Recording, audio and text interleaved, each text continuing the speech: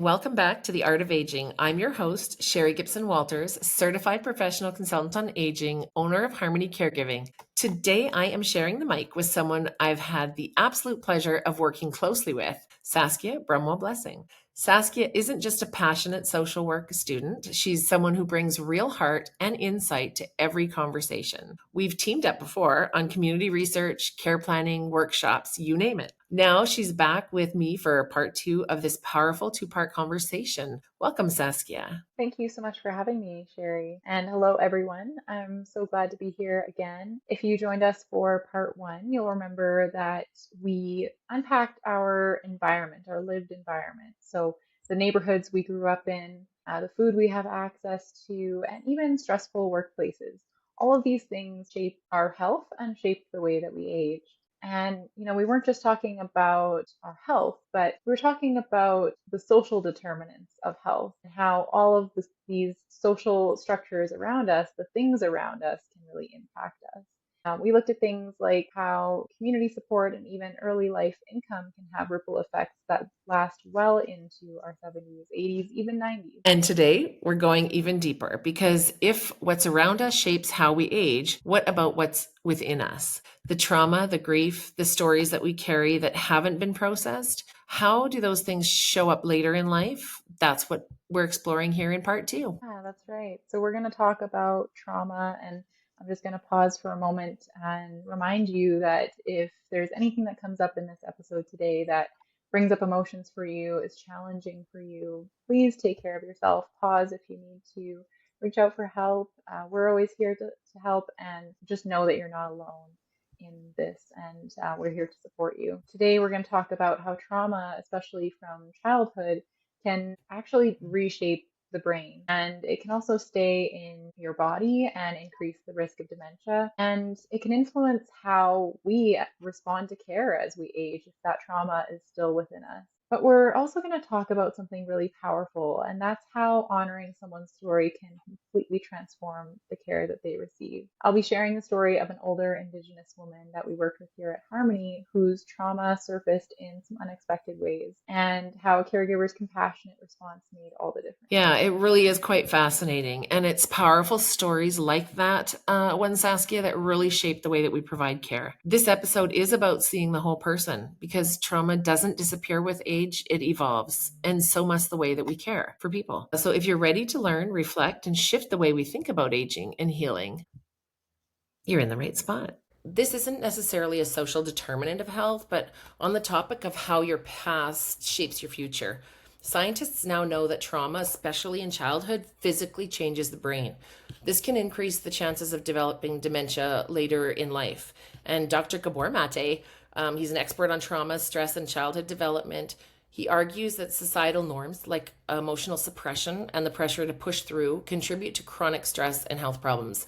And he advocates for a compassionate, trauma-informed approach to healthcare, acknowledging that healing actually really requires understanding and addressing the root causes of trauma, not just treating the symptoms. By recognizing and addressing the effects of trauma, we can better support individuals, particularly like the older adults, in managing their health and reducing the risk of dementia, right? I know that you and I have chatted about Dr. Gabor Maté, and he comes up a lot in our conversations. So yeah, what are your thoughts on his perspectives and his thoughts about trauma and how it affects our present life? And Yeah, thank you for bringing this topic up. I do love Dr. Gabor Maté, and I think his work really put trauma on the spotlight. I think a lot of people weren't talking about trauma work, and then yeah, his books kind of came out, and it became people started being a little more comfortable talking about it. And I think that's so important for older adults because people forget that older adults have trauma. They're, in fact, the ones that probably have the most trauma because they've yeah, lived the most life. yeah. So it's a really important thing to think about and to talk about. Going all the way back into our childhood, though, on the other Mhm. side, things that can kind of impact us the longest all the way through is Yeah. something that we also need to address when we think about trauma. And so there's a study that's called the ACEs study. Many people that Mm-hmm. have taken a psychology course in the last 5 years or so may probably know about it. It's Yes. called the Adverse Childhood Experiences study. And so they studied the long term impacts of childhood trauma or adverse childhood experiences. Oh, right. And Yeah. what they found was that things like violence, abuse, Mm-hmm. neglect, experiencing homelessness, even having your parents divorce or having a parent pass away when you're a child can have a long-term impact. So even in adulthood as well, when we think about the trauma that continues to happen throughout life, things like people that were in the war, abuse survivors, individuals living in poverty, Mm-hmm. these are all consistently impacting our lived experiences. So that can also cause us to experience dementia and aging differently. Mm-hmm. Yeah. Um, I'll give you kind of one example of a client actually that we used to work with here, and she was an Indigenous lady and Yes. she had dementia. As her ability to speak declined, she expressed her needs through her actions. And Mm-hmm. a lot of the time, those actions, you know, didn't seem maybe the most positive, I guess you could say. It was tearing Mm-hmm. pictures from the walls, pulling out her hair, Yeah. resisting anyone who really tried to touch her head, especially, but really anywhere to touch her. But she really needed that healthcare support. She couldn't Absolutely. manage her activities of daily living from on her own anymore. Yeah. And when she did speak, it was often in a really panicked tone, and she would Mm-hmm. repeatedly ask, like, "Where are the children? Where are the children?" Yeah. And, we didn't know her personal story going into our work with her. But when we thought about it, we understood that Indigenous peoples as a whole have endured deep intergenerational trauma. Mm-hmm. And that's due Absolutely. to, yeah, like residential schools, colonization. And one other aspect of it is that hair holds a really deep cultural significance in many Indigenous communities. Yes, it does. Yeah. Um, and then we learned that in residential schools, children's hair was often shaved upon arrival or torn out as a punishment. Mm. And so when we reflected on her behaviors, like tearing out her hair, we realized that she might be reliving some of those really painful memories. And Absolutely. so, Yeah. yeah, and so it took a lot of thought and reflection on our end, but we were fortunate actually to find a really Mm-hmm. lovely Indigenous caregiver who was so compassionate and wanted to work with her. And, Mm-hmm. she just took a different approach. She spoke softly. She played music that she knew would bring back positive The memory. memories or Yeah. Yeah. bring back, like those thoughts of maybe community. She would occasionally speak Cree to her because the caregiver spoke Cree even though we Mm-hmm. didn't know if the woman understood Cree, we didn't know specifically which background she was from, but it just seemed to immediately have an impact on her. Yeah. And That was. yeah, oh, sorry, Sorry. go ahead.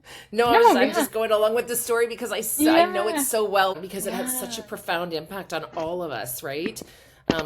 Yeah, I Mhm. definitely remember this lady. Yeah, I think Sorry, we I didn't learned a mean to lot. interrupt. I just got really, No, you get kind of like you into it. bubble up because you're like, wow, like I Yeah, just remember meeting her for the first time and going in there and actually how she responded to me, right? Just kind of going back to that moment. Sorry, I'm gonna let you go on because there was like a yeah, pivotal that's change okay. in that, right? I'll let you carry on from there. And sorry, I got so Yeah. excited. I'm like, oh yeah, I remember her.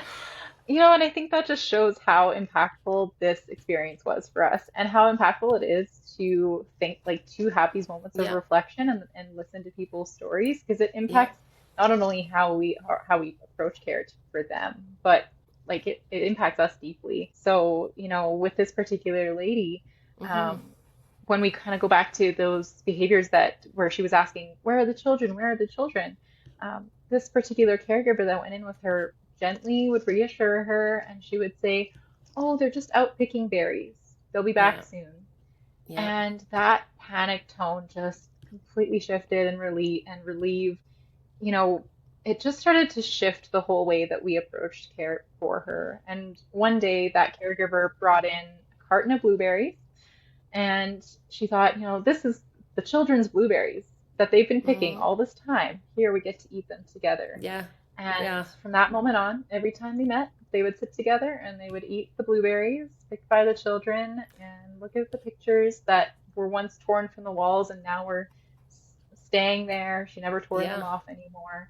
yeah. And over time, as the trust grew, the caregiver even brushed the lady's No, hair I remember as it that. started to grow back, which was so powerful. So it really was profound. And I It think we really can see was. that Yeah, in both of our reactions. yeah, Like it's yeah. it's an Definitely. emotional shift, right? Mm. And so we never actually learned her full story because we couldn't. She couldn't share it with us anymore. But recognizing the trauma that she may have experienced, something or someone she knew may have experienced, that shifted how we cared for her and how she receives care support. Yeah, I definitely 100% remember her. And I remember consulting with a friend of mine that did a lot of work with Indigenous cultures and, just really understanding the medicine wheel and understanding the trauma and recognizing the residential schools, and how that can really have an impact on people. That was sort of my first introduction to that whole idea of how deeply trauma can impact. Basically, that's why the trauma informed approaches are so important when working with senior adults or even people from different countries, different cultures. They have run into different things that we might not even know about. Like, you may already know this, Saskia, but yesterday I was talking to one of our caregivers who happens to be Indigenous, and I was actually sharing this story with her, which is wild, right? But I was sharing it because I said how she really impacted a client that was very isolated. And, her and I were talking about her son. The reason why I brought that up is because there's like so many things that we don't know. So, for example, like, it used to be called a residential school, but then there was also something called a day school. And I don't know if you're familiar with that, but I wasn't familiar with that until yesterday. And I was like, so if we didn't know that and we're thinking of a different year that person may have been, experiencing that, then we're not approaching it with the whole like idea of what trauma informed approaches are, right? So I think we had much more success once we really started tapping into that. And thank you for bringing that up because it's a huge way in which we deal with things. I appreciate that you shared that because I think it really highlights how we're always learning Mm-hmm. and how important it is to continue learning about the people around us and other people's lived experiences and to be able to take on different perspectives. Yeah. I didn't grow up with that experience. I grew up with my own experiences, and that's Mm-hmm. how I see everything. That's my lens on life, right? Is my experience. But my Yeah. experience doesn't apply to how an older adult needs to be cared for because they have Mm-hmm. a different experience. So it's so important that we find ways to learn their story. We find ways to learn what the triggers, might be. And that's Mm-hmm. exactly like what you're talking about with that caregiver. It's just what might be the thing for that person that we need to Mm-hmm. listen to and that we need to understand. And it's so different for everyone. Yeah, and it's actually just listening to other people's stories too and being able to talk about it with other caregivers, not the exact situation or not the, mentioning names or anything, but being able to have those experiences like I did with the caregiver yesterday to tell her the impact she had on a particular person who's lived his life isolated from everyone for the last 5, 6 years. She's been his steady one caregiver. And what happens is he passed away and he reminded her a lot of her own father, and so it Oh, actually, that in itself was trauma for her because she had just lost her father mm, 2 years before. I really think that having worked with you a lot in the last little while and recognizing how these traumas can really be so deep set and that's actually a trauma. Her being in there, and like you can maybe share on that, but that experience of her being in there for 5 years, I mean, it was only once a week, but it was a very good connection and probably one of the only connections he had to somebody that yeah, was there to care, right? Would you absolutely. say that that caregiver actually was experiencing the death of somebody that you shared space with and conversations with and everything for 5 years or 6 years or whatever it was, once a week, and then having lost her father, that's traumatic as well. And then Mhm. that memory of him, she connected it to her dad. So that's Yeah. sort of exactly what trauma does. Yeah, exactly. Yeah, I think, in this situation, she's very much experiencing grief. And, I think trauma is so individual and that you can have a traumatic experience, but not necessarily feel traumatized by it because everyone has a different way of Hmm. experiencing things.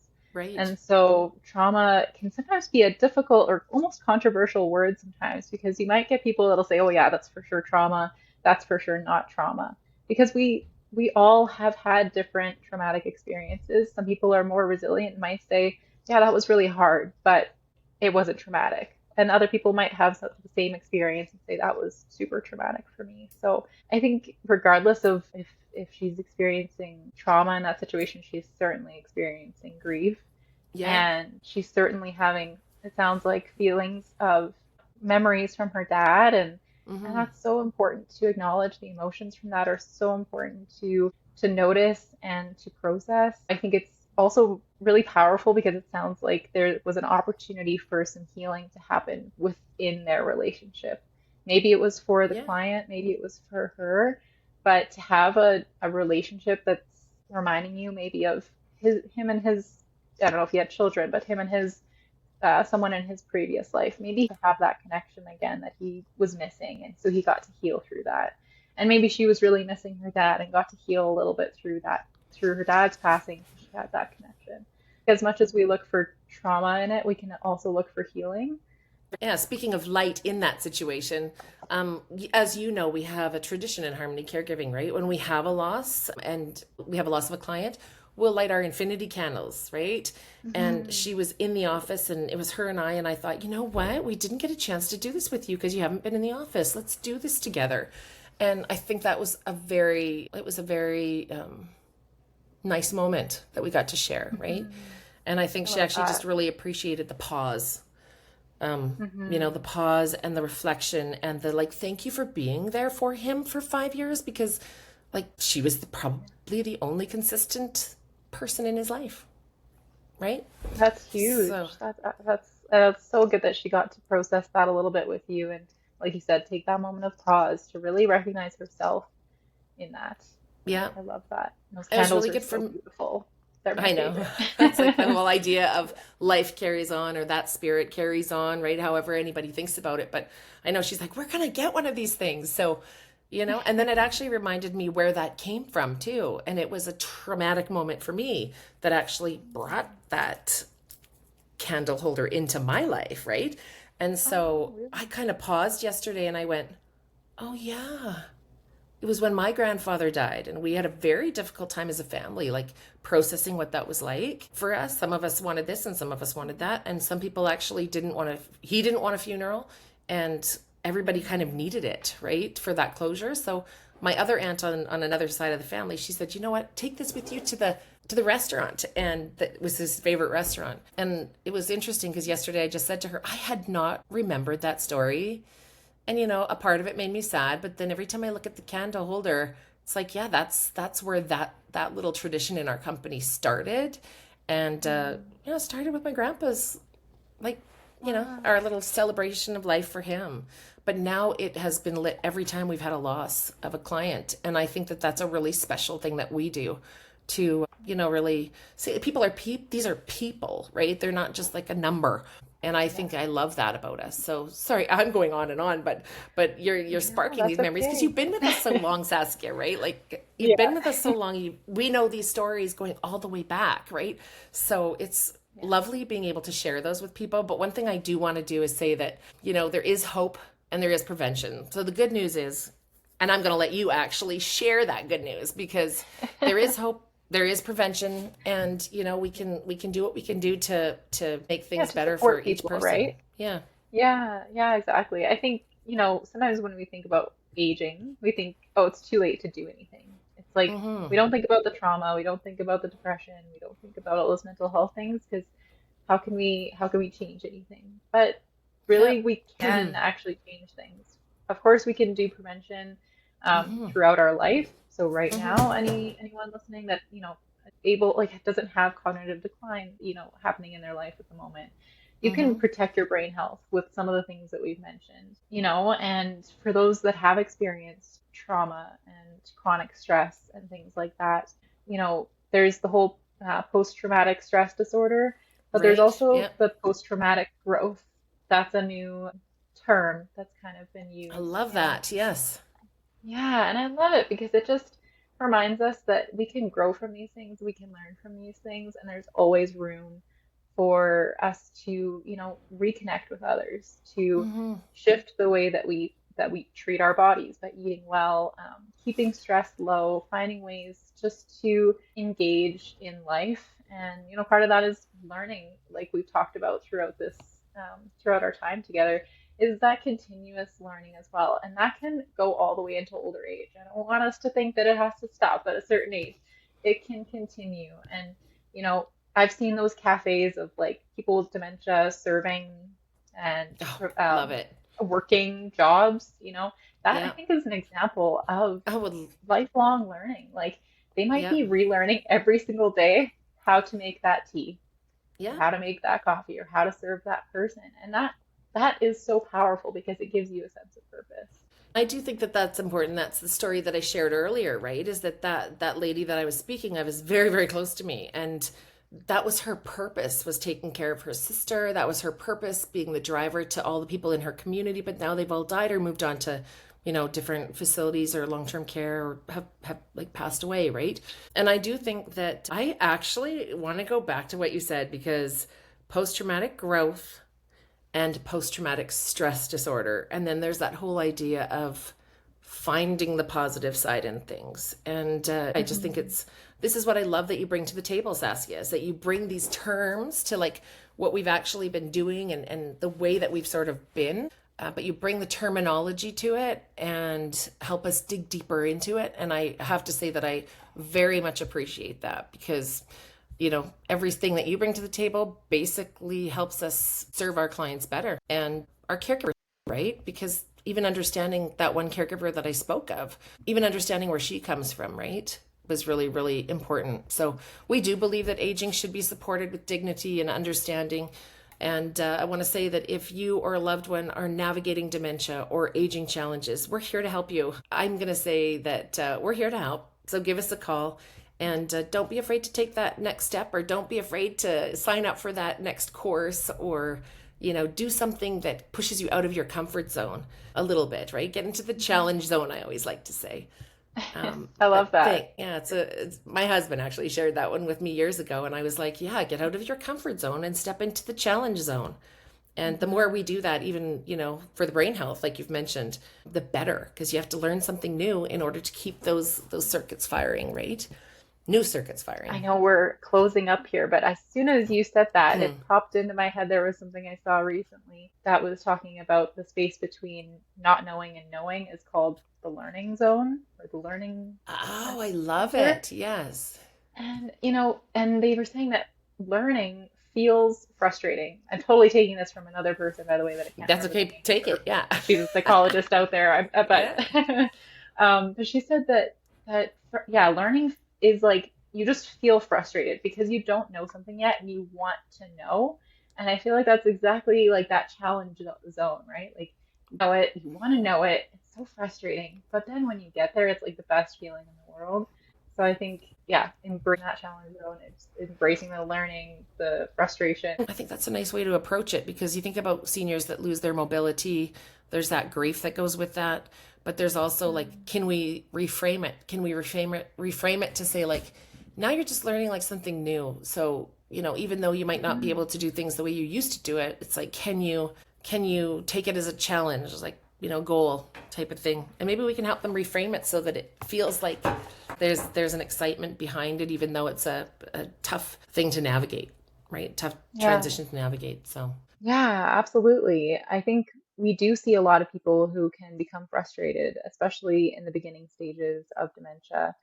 I've seen it hmm with my own family members, and it doesn't happen to everyone, but it does happen. That frustration can show up. And maybe those who are practicing seeing challenges as learning opportunities and frustration as part of learning are more prepared for the changes that come with dementia.